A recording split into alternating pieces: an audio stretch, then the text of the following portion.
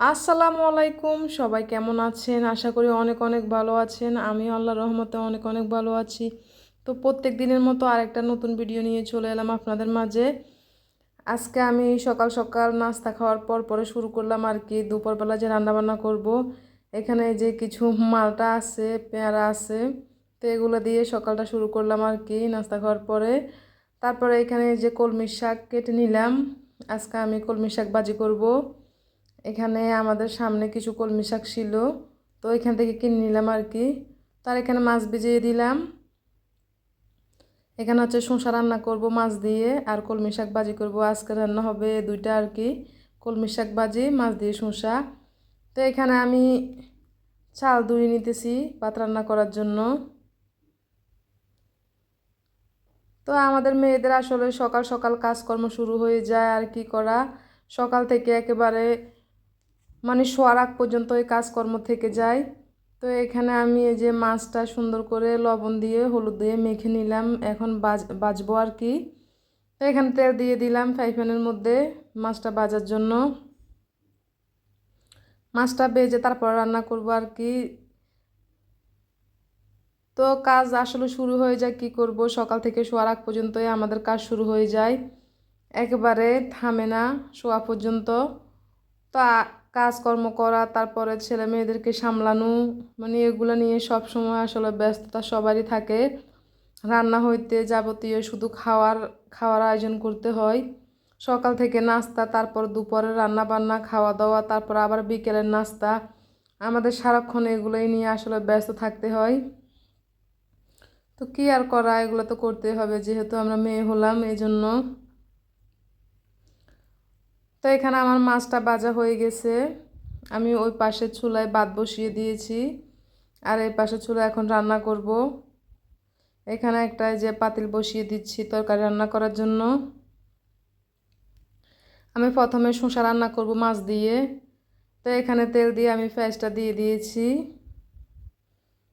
তো এখন এখানে যে সব ধরনের মশলা দিয়ে দিচ্ছি, দেওয়ার পরে মশলাটা কষিয়ে তারপর রান্না করব আর কি। তো সব ধরনের মশলা দেওয়া হয়ে গেছে আমার। এখন একটু পানি দিয়ে দিব মশলাটা কষানোর জন্য। কষানোর পরে তারপরে আর কি পানি দিয়ে দিব পরিমাণ মতো। এখন ডেকে দিলাম মশলাটা কষার জন্য।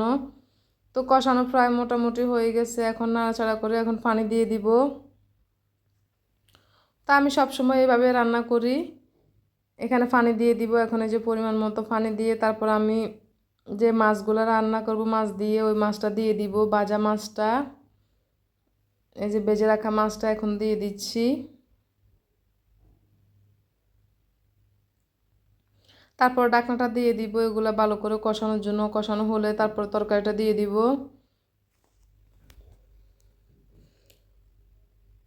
তো আসলে অনেক গরম পড়তেছে, সকাল থেকে কিন্তু অনেক প্রচুর পরিমাণে রোদ পড়তেছে এখানে, আর আমার রান্নার রুমটায় অনেক রোদ পড়ে। এই যে রোদের আলোটা এমনভাবে প্রকাশ পায় একেবারে। তো এখানে আমার মাছ কষানো হয়ে গেছে, এখন আমি এই যে শসাগুলো ধুয়ে রাখা শসাগুলো দিয়ে দিব রান্না করার জন্য। আমার রান্নার রুমে অনেক অনেক রোদ পড়ে, একদম সকাল থেকে যে সূর্যটা উঠে একদম রান্নাঘরের আমি যে নাস্তা তৈরি করি তখনই একেবারে অনেক রোদ রান্না পর্যন্ত। বিকেলে কিন্তু আবার রোদ থাকে না এখানে। তা আজকে সকাল সকাল অনেক রোদ উঠলো, অনেক গরম পড়তেছে। তারপরে যে কি যে হয় আল্লাহর, রোদের পরে কিন্তু বৃষ্টি আসবে সেটাই আপনাদেরকে বলবো। তো এখানে আমি শাক ভাজার জন্য এই যে এখানে কাঁচামরিচ পেঁয়াজ লবণ দিয়ে আমি এখানে যে নাড়াচাড়া করতেছি, এখানে শাক ভাজি করবো আর কি। এখন শাকটা দিয়ে দিচ্ছি।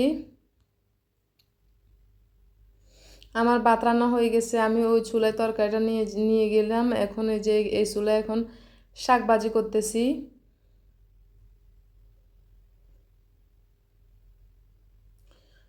শাক ভাজি কিন্তু আমি আগে খেতাম না, শাক রান্নাটাই বেশি পছন্দ করতাম সব সময়। রান্নার শাক আমার পুঁই শাক মানে যে কোনো শাকটা আমি রান্না করলেই খেতাম, কিন্তু এখন আস্তে আস্তে শাক ভাজিটা একটু পছন্দ করতেছি, খাইতেছি আর কি। এখন কিন্তু শাক ভাজি খুবই ভালো লাগে গরম ভাতের সাথে, আস্তে আস্তে অভ্যাস হয়ে গেছে। এখন কিন্তু আমার ছেলেরা খায় না, ছোটো বাচ্চারা একেবারে, আমার দুই ছেলে শাক ভাজি একেবারে খায় না। তো ওদের জন্য কিন্তু মাছ লাগে সব সময়, মাছ ছাড়া ওরা ভাত খায় না।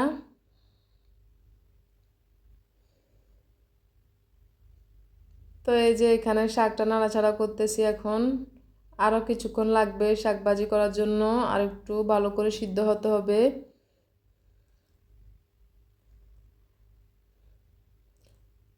তো অনেক সময় ভালো খারাপ, সব সময় সবাই ভালো খারাপ রান্না করে, অনেক সময় খারাপ তরকারি হবে, অনেক সময় ভালো তরকারি হবে। এটা আর কি, সব সময় যে ভালো তরকারি দিয়ে খেতে হবে এমনটা তো না। তা আমি সব সময় বেশিরভাগ চেষ্টা করি দুই তরকারি রান্না করার জন্য, পারলে আরও বেশিও করি, কিন্তু বেশিরভাগ দুই তরকারি রান্না হয়। তো আমার এই যে রান্নাটা কমপ্লিট হয়ে গেছে। এখানে মাছ দিয়ে শসা রান্না করলাম আর শাক ভাজি আর কি, এই দুইটাই আমার রান্না আজকের। এই যে শাক ভাজিটাও হয়ে গেল। শাক ভাজি তো ছোটো বাচ্চারা খাবে না, তো এখানে আমরা দুজনের জন্য অল্প একটু শাক, এটাই হয়ে যাবে। তো রান্না বান্না কমপ্লিট আর কি, দুপুরে খাওয়া দাওয়া খাবো। তো দুপুরে খাওয়া দাওয়ার পরে যে এখনও কিন্তু দুপুর খাওয়া দাওয়া খাইনি। আমার এই যে বাইরের পরিবেশটা কিন্তু এখনও রোদ অনেক, কিন্তু রোদের পরে হঠাৎ যে এমন অবস্থা হবে আসলে বুঝতে পারিনি। অনেক সুন্দর বাড়ির পরিবেশ এখন দেখতে, কিন্তু কিছুক্ষণ পরে যে খাওয়া দাওয়ার পর কি যে তুফান আসে বুঝেই যায় না আসলে, এমন তুফান হবে যে। এই যে এখন খাওয়া দাওয়ার পরের দৃশ্যটা, আমরা একটু শুইছিলাম বিকেলবেলা, হঠাৎ করে যে তুফান শুরু হয়ে গেল। কি তুফান, মানে কোনো বৃষ্টি না, প্রচণ্ড। এই যে এই পাশে অনেক বালু আছে আমাদের এখানে, আর রুমের মধ্যে কিন্তু প্রচুর পরিমাণ বালু ঢুকে, একদম যে কোনো জিনিসপত্রের উপর বালুটা বসে যায়।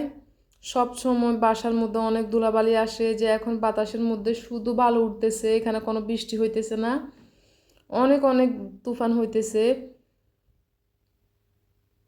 এই সময় কিন্তু বিকেলবেলা প্রায় খাওয়া দাওয়ার পরে আর কি এই দৃশ্যটা, হঠাৎ করে প্রচণ্ড তুফান, একেবারে শুধু ধুলা ধুলা উঠতেছে।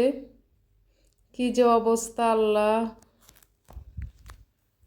তারপরে কিছুক্ষণ পরে যে বাতাসটা ইয়ে হওয়ার পরে যে বৃষ্টি আসলো, আর অনেক সুন্দর বৃষ্টি। বৃষ্টি হলে কিন্তু ভালো লাগে, আর গরম পড়লে বৃষ্টি হলো একটু, তাও একটু শীতল ভালো লাগে আর কি। তো মোটামুটি হালকা পাতলা একটু বৃষ্টি হচ্ছে, হওয়ার পরে কিন্তু আবার বৃষ্টিটা থেমে রোদ উঠে যাবে। একটুখানি যে ঝড় হলো, তুফান হলো, তারপরে বৃষ্টি হলো, এখন শেষ। তো বিকেলবেলা খাওয়া দাওয়ার জন্য এখানে একটু নাস্তা তৈরি করতেছি, বিস্কুট পিঠা তৈরি করতেছি এখানে। কারণ দুপুরে খাওয়া দাওয়ার পরে সবারই নাস্তা খাওয়ার জন্য, মানে কি খাবে, যে কোনো একটা নাস্তা তৈরি করতে হয়। তো এখানে আমি ভাবছি আজকে একটু বিস্কুট পিঠাটা তৈরি করে নিই ডিম দিয়ে। এখানে এখানে চালের গুঁড়া একটু আটার গুঁড়া দিয়ে আমি যে এখানে বিস্কুট পিঠাটা তৈরি করতেছি। তো এখন সবগুলা বানিয়ে নিচ্ছি আর কি। বানিয়ে নেওয়ার পরে আমি এখন এগুলা তেলে ভাজতেছি। তো এখানে একটা ফ্রাই প্যান বসিয়ে দিয়েছি, কারণ ফ্রাই প্যানের মধ্যে ভাজলে অনেকগুলো একসাথে ভাজা যায়, এই জন্য ফ্রাই প্যানটা নিয়ে নিলাম। তেল একটু বেশি গেলেও কিন্তু ভাজতে সুবিধা হয়।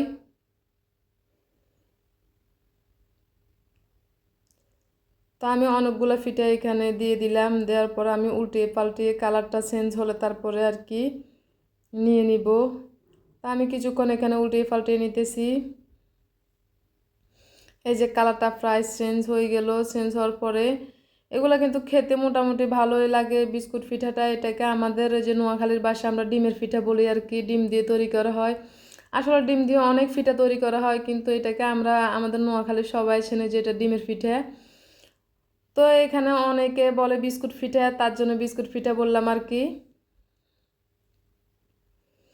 তো এগুলো আমি একটু বেশি করে বানিয়ে নিচ্ছি, এগুলো কিন্তু অনেক দিন ধরে রাখা যায়। এগুলো বয়মের মধ্যে রাখলে কিন্তু আস্তে আস্তে খাওয়া যায়, নষ্ট হয় না, এই জন্য আমি একটু বেশি করে বানিয়ে নিতেছি। তো আমার এগুলো হয়ে গেছে, এখন এগুলো তুলে নিচ্ছি আমি।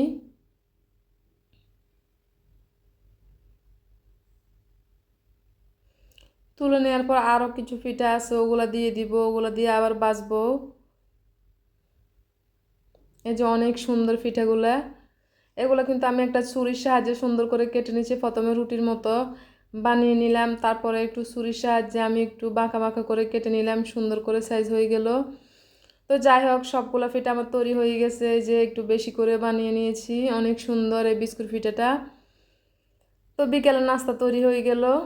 তা এখন আমি একটা বয়মের ভিতর ঢুকিয়ে নিব আর কি, তারপর আস্তে আস্তে খাবো। তো এখানে একটা ভেঙে দেখায়, এখন কিন্তু মোটামুটি একটু সফট আছে, খেতে কিন্তু ভালোই লাগে এই পিঠাটা। এই পিঠাকে আমরা ডিমের পিঠা বলি আর কি, আর এখানে এখন এই যে বিস্কুট পিঠা বলতেছি। তো আমি একটা বয়ম নিয়ে নিতেছি, নেওয়ার পরে এগুলো আস্তে আস্তে বয়মে ঢুকিয়ে রাখবো। কিছুক্ষণ আমি রেখে দিয়েছি এখানে একটু ঠান্ডা হওয়ার জন্য, ঠান্ডা হয়ে গেছে। এখন এই যে বয়মের মধ্যে আমি ঢুকে রাখবো আর কি।